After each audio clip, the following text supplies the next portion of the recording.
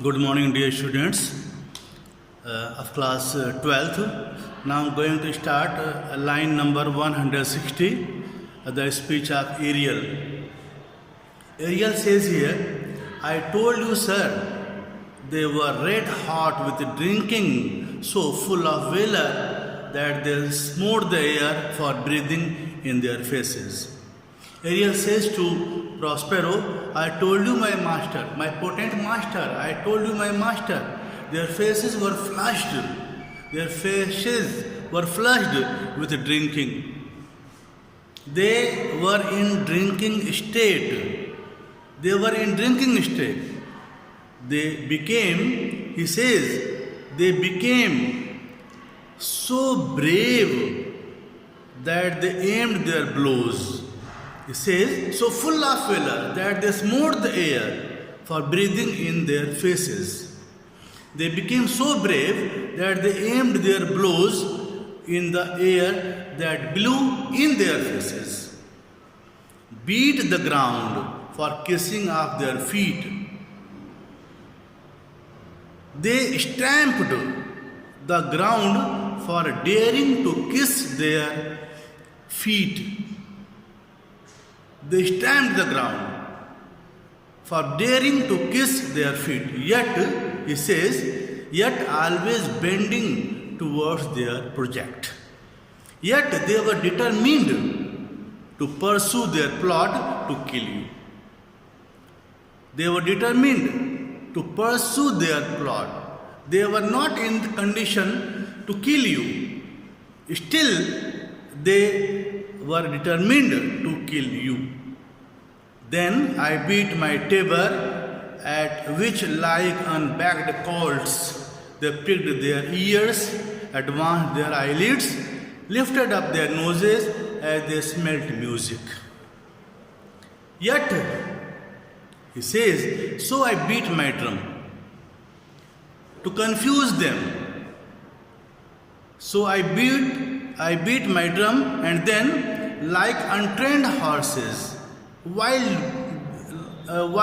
horses, untrained horses, they pricked their ears, lifted their eyes, and raised their noses as they heard my music. I charmed their ears that calf like them. My lowing followed through tooth briars, sharp furzes, pricking gauze and thorns which entered their frail shins. So I cast a spell on them as well as on their ears, so that like a calf they followed me through thorny briars, thorny shrubs, sharp fuzz, sharp evergreen shrubs, prickly gauze, prickly shrub and thorns which pierced their legs. At last I left them in the filthy mantled pool beyond your cell. They are dancing up to the chins. Finally, what I did, my master, finally I left them to the dirt-covered pool beyond your cell, where they were in the dirt-covered pool with the dirty water up to their chins. I left them, he says, I left them to the dirt-covered pool beyond your cell, where they were in the dirt-covered pool with the dirty water up to their chins. Prospero says, this was well done, my bird. Thy shape invisible, train thou still. Well done, my Ariel. Well done, Ariel, my spirit. Do not go away. Remain invisible. And he gives order. He says, the trumpery in my house, go bring it hither for still to catch these thieves. He says, go. Ariel, go and bring those flashy garments from my house to set as a decoy for catching those thieves. Decoy, garment to lure something to danger. Decoy, here. Garment to lure something, to attract something to danger. So he says, go and bring those flashy garments from my house to set as a decoy for catching those thieves. Ariel says, I go. Exeunt, he goes from there. He says, yes, I will go, and he goes. Prospero says here to himself, here Soliloquy. Prospero says, a devil, a born devil, on whose nurture can never stick. He says, Caliban is a devil, a born devil. On such creatures, education makes no impact. There is no impact of education on him, on whom my pains, humanly taken, all last, quite last. He says, all my troubles with noble motives. My motives were very noble. All my trouble with noble motives taken on his behalf have been wasted, became futile, worthless, no use.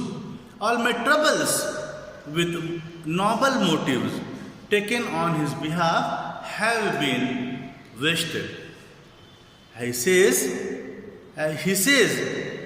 and as with age his body uglier grows, so his mind cankers. He says, as his body becomes more ugly with age, so his mind grows more foul. As his body becomes more ugly with his age, so his mind grows more foul. Now he says, I will plague them all, even to roaring. He says, I will torment them till they roar. He says, I will torment them till they roar. Re-enter Ariel laden with glistering apparel, etc., carrying glittering cloths, shining cloths. Come, hang them on this line. Come. He calls Ariel and says, come, hang them on this lime tree. Prospero and Ariel remain invisible. Enter Caliban, Stephano and Trinculo, all wet. They were drenched in dirty pool, dirty water. Enter Caliban, Stephano and Trinculo, all in wet condition. Caliban says, pray you tread softly that the blind mole may not hear a footfall.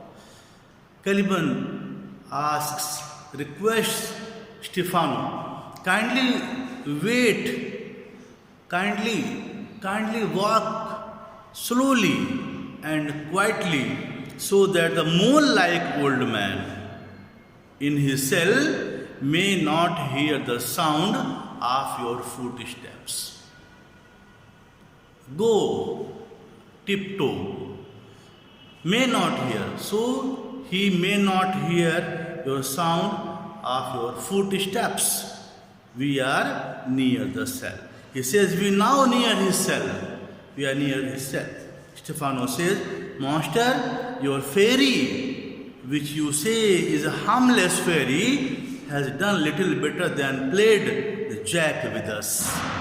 Master, he says to Caliban, Master, your fairy, who you say is harmless, has behaved like a rogue towards us. They were rogue. They behaved like a rogue. Do you hear, Master? If I should take a displeasure against you, look you. If I be angry with you, beware. If I angry, because they did harm to us, if I angry with you, Don't mind. Beware. Trinculo says, thou wert but a lost master. Trinculo says to Caliban, then you would be a lost master. He will kill you. Caliban says, good my lord, give me thy favor still. Be patient, for the prize I will bring thee to shall hoodwink this mischance. Caliban says, my good lord, be favorable to me. Have patience, be favorable to me, be patient. For what you are going to do, for what we are going to win, will compensate for this trouble. For what you are going to win will compensate for this trouble. So, therefore speak softly, all hushed as midnight yet. He says, so speak softly, all is silent as a midnight. All is silent as a midnight. Trinculo says, but to lose our bottles in the pool. Trinculo says, yes, but we have lost our bottles in the pool. Stefano says, there is not only disgrace and dishonor in that, master, but an infinite loss. Stefano says, there is a disgrace as well as dishonor in that, master, besides, it is a great loss. As we have lost our bottles in the pool, so for me it is a great loss. Trinculo says, that's more to me than my wetting, yet this is your harmless fairy, master. Trinculo says, and that matters no more to me than getting wet. We have got wet. We were drenched in dirty pool, dirty water. This is big matter for us. Yet you say that this is a harmless fairy, master. You said that this is harmless fairy. Stefano says, I will fetch off my bottle, though I be over years for my labor. Stefano says, I will get back my bottle, though it means I would have to get submerged in the dirty water. Though I will be fully drenched, I will be submerged in the dirty water, still I will get my bottles. And what happens after this, you will study in my next video. Thank you so much, students.